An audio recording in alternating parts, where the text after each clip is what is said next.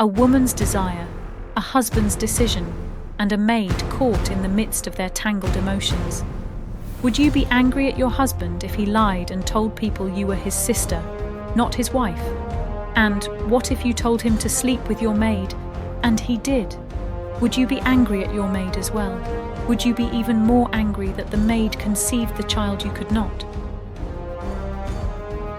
Hi everyone, my name is Penny Jane, and I'm here to bring you another Bible story of how crime, wars and sin all started. Abraham and his wife Sarah were true followers of God. They loved him with all their hearts. So when Abraham, who was 75 years old at the time, was told to leave his home, his family, and leave without knowing where he was going, he followed God without question. And for doing this, God said he would make him a great nation and bless him. Plus, God also said he would bless those who would bless Abraham and curse those who cursed him. So, Abraham and Sarah set off, taking all that they had, plus taking along his nephew Lot. They have no idea where they're going, but as they approached a land that God had chosen for them, they would stop and pitch their tents. Once God was done with them at that location, he would tell them to move on to the next destination, and so on. They would stop and set up their tents and their altar for worship, and then move on. And each place they would go, they would end up acquiring slaves and others who attached themselves to him for provisions and protection. The first place they stopped was called Shechem. God appeared to Abraham and said, "To your descendants I will give this land." It was a huge property that was beautiful. It was the land of milk and honey. So after being there a while, the time came, and they left there and continued their journey until they finally arrived in Egypt. So here's where Abraham makes a bad decision. Just before he enters the city, he tells Sarah, his wife, "If anyone asks you, you are my sister and not my wife." Because of her beauty, he was afraid they would take her and kill him. And sure enough, when they entered the city, there happened to be some princes of the pharaohs that saw her. They thought she was drop-dead gorgeous, so they took her to the pharaoh's house, and they treated Abraham very well as a result, given he was the brother. They gave him all kinds of livestock and female servants. But then God plagued the pharaoh because he had Sarah in his house. So the pharaoh learns that he's plagued because of Sarah, so he calls for Abraham and he questions him, "What is this you have done to me? Why did you not tell me she was your wife? I might have taken her for my wife. Now take her and go with all that you have." So they leave, and Lot leaves with them. They head south with all of Abraham's riches, which include livestock, silver, and gold. He was a very, very wealthy man. They continued to go south to as far as Bethel. Abraham set up his tent and lived by the terebinth trees of Mamre, which are in Hebron, and he built an altar there to the Lord. Then Abraham had a vision, and in that vision he asked the Lord about having a child, because up to this point he and Sarah had yet to have any children. So the Lord tells him he will have a child from his own body. Then he took him outside and said, "Look now toward heaven, and count the stars if you are able to number them." He said to him, "So shall your descendants be." As time goes by and 10 years pass, Abraham and Sarah still have no children. So Sarah, who has an Egyptian maidservant named Hagar, tells Abraham to sleep with her maidservant so she can obtain a child that way. So here's another bad decision Abraham makes. Just like Adam obeying his wife's bad idea, Abraham does this thing. He gets Hagar the maidservant pregnant. And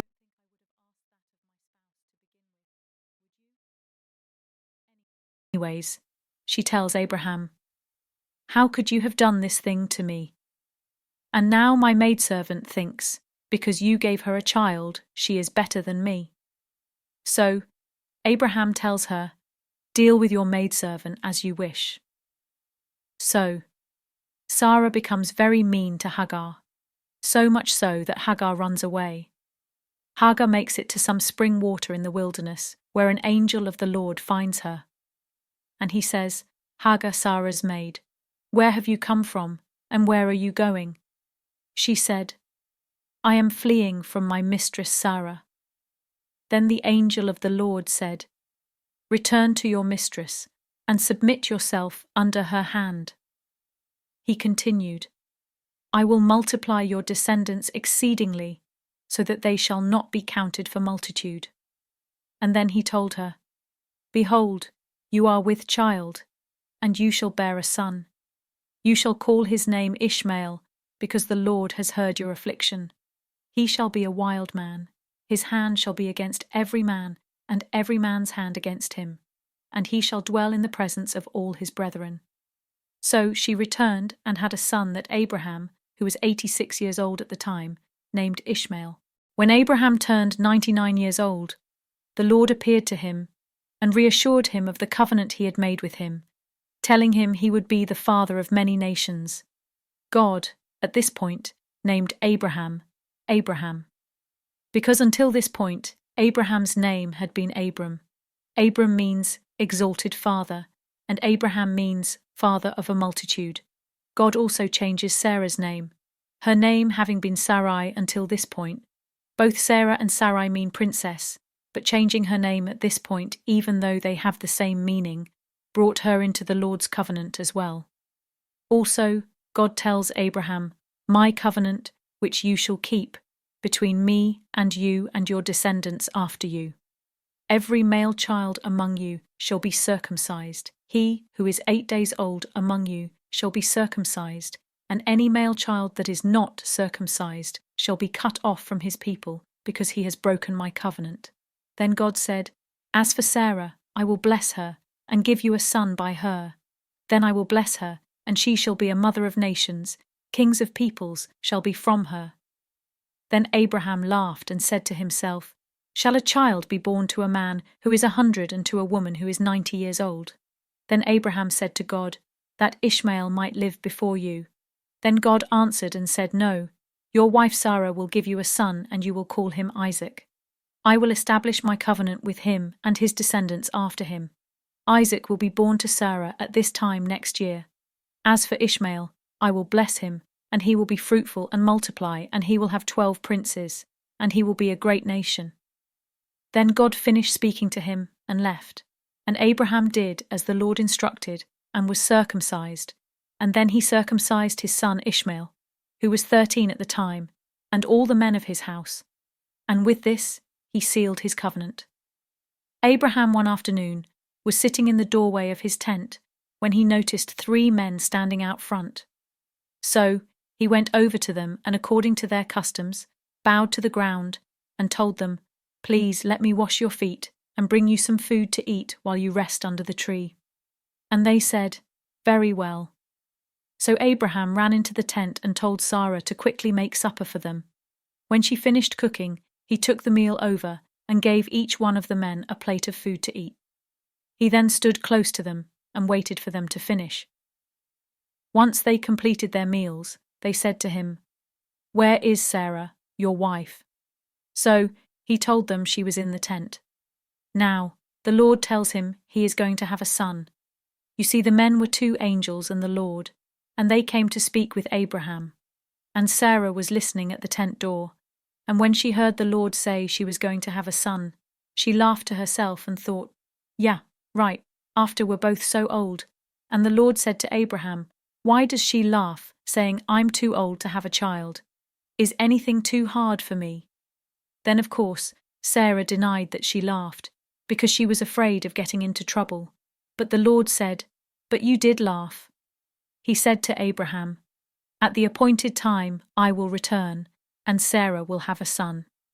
So, a year later, as the Lord promised, Sarah gave Abraham a son, and they named him Isaac, as the Lord instructed them to.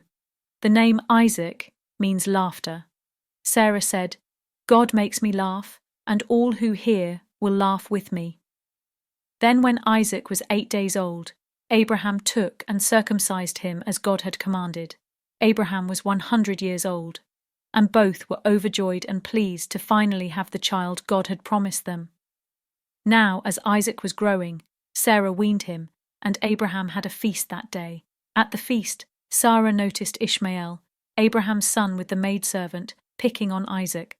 This infuriated her, so She went to Abraham and told him that Hagar and her son had to leave and never come back. So this broke Abraham's heart. So God said to him, "Don't let it break your heart. Listen to your wife Sarah, and don't worry about the maidservant and your son, because I will take care of them and make a nation of him because he is your son." So, first thing in the morning, he gave Hagar some bread and a skin of water, and handed her the boy and sent her away. So she left and wandered in the wilderness of Beersheba until she was out of food and water. She then placed the boy under a bush and went down and across from him to sit and cry out, because she couldn't stand to watch him die. And God then heard the voice of the child, and an angel of God called out to Hagar from heaven, and said to her, "What ails you, Hagar? Fear not, for God has heard his voice, so pick him up and hold him, for I will make him a great nation." Then God opened her eyes, and she noticed a well of water. So she went over and filled up the skin and gave it to the boy to drink. God was with the boy as he grew and lived in the wilderness of Paran. He became a great archer, and his mother Hagar chose a wife for him from the land of Egypt. And as God promised, Ishmael became a father of a great nation. Abraham's second son, and only heir, Isaac, followed in Abraham's footsteps throughout most of his life, even having a wife who could not bear children, and through prayer and faith, she too was able to conceive. And from each of his wives, his sons became the leaders of Israel's tribes. He inherited Abraham's wealth and was a successful farmer and shepherd, and like his father, had the favor of God on his life, and was a blessing that extended to all nations.